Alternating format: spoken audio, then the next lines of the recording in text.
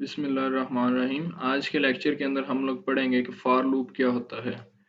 अब for loop हम लोग वहाँ पर यूज़ करते हैं जहाँ पर हमने स्टेटमेंट्स को specified number of times print करवाना हो। इस लूप को हम लोग काउंटर कंट्रोल लूप भी कहते हैं।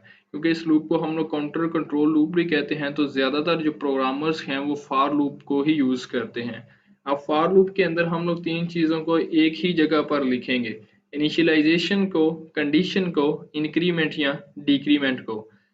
अब जब हम लोग डू वाइल लूप या वाइल लूप यूज़ कर रहे थे तो वहाँ पर इनिशियलाइज हम लोग किसी और जगह करवाते थे, कंडीशन हम लोग वाइल के अंदर लगाते थे, इंक्रीमेंट डिक्रीमेंट हम लोग बॉडी के अंदर लगाते थे। लेकिन फॉर लूप के अंदर हम लोग क्या करेंगे कि इनिशियलाइजेशन, कंडीशन और इंक्रीमेंट तीनों चीज़ें एक ही जगह पर लिख देंगे।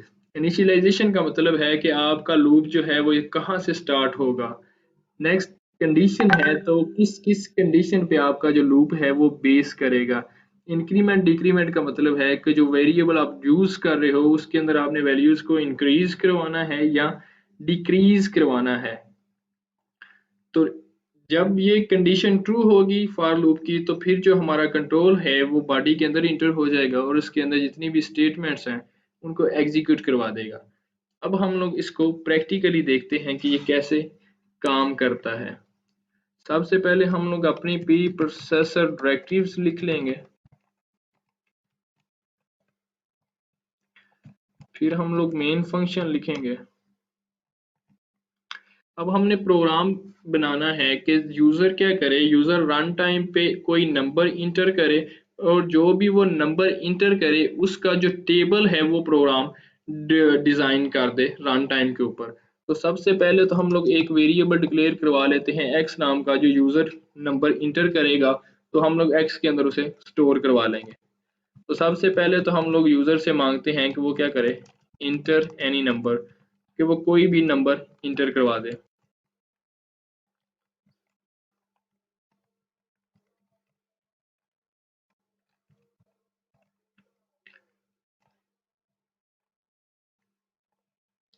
अब हमने क्या करना है कि अब हमने एक और वेरिएबल डिक्लेयर करवाना है जिसके ऊपर हमने लूप को चलाना है। तो उसके लिए हम लोग क्या करते हैं, एक आई नाम का वेरिएबल डिक्लेयर करवा लेते हैं। फिर हम लोग लिखेंगे फॉर लूप। सबसे पहले हम लोगों ने आई को इनिशियलाइज करवाना है 1 से, क्योंकि टेबल हमारा 1 से स्टार्ट होता है। फिर हम लोग करेंगे आई जब तक लेस देन हो, इक्वल टू हो 10 तक, और फिर आई के अंदर क्या हो, हर बार इंक्रीमेंट होता जाए। तो फिर क्या हो, प्रिंट एफ करवा दे। अब हमने टेबल प्रिंट करवाना है परसेंटेज डी एक वैल्यू के लिए, और फिर मल्टीप्लिकेशन साइन, फिर हम लोग परसेंटेज डी दूसरी वैल्यू के लिए, फिर हम लोग इक्वल यूज करते हैं, और फिर परसेंटेज डी जो इनका रिजल्ट है उसके लिए। यहाँ पर परसेंटेज डी, जो फर्स्ट परसेंटेज डी है उसके अंदर तो हम लोग वो नंबर लिखेंगे जो यूजर इंटर करेगा। तो वो नंबर जाएगा एक्स के अंदर। फिर हम लोग आई इंटर करेंगे जिसके ऊपर हर बार हमारा जो लूप है वो एग्जीक्यूट होगा। फिर हमने क्या करना है, जो यूजर ने नंबर इंटर किया है और जो इसके ऊपर लूप चल रहा है उन दोनों को आपस में मल्टीप्लाई करवा देना है, x मल्टीप्लाइड बाय आई। तो अब हम लोग इस प्रोग्राम को कंपाइल करवा लेते हैं।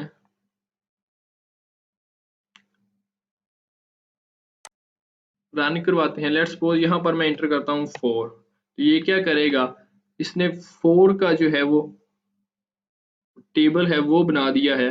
अब क्योंकि हमने बैक स्लैश एन यूज नहीं किया था तो ये क्या करेगा, एक ही लाइन के अंदर इसने सभी को प्रिंट करवा दिया है। हम लोग क्या करते हैं, यहाँ पर बैक स्लैश एन का इस्तेमाल करते हैं। अब हम लोग दोबारा इसे कंपाइल रन करवा लेते हैं। यहाँ पर हम लोग इंटर करते हैं 6। अब इसने मुकम्मल जो है 6 का टेबल डिजाइन कर दिया है। नेक्स्ट लेक्चर में हम लोग नेस्टेड लूप पढ़ेंगे और ब्रेक और कंटिन्यू स्टेटमेंट देखेंगे कि ये दोनों स्टेटमेंट्स कैसे वर्क करती हैं।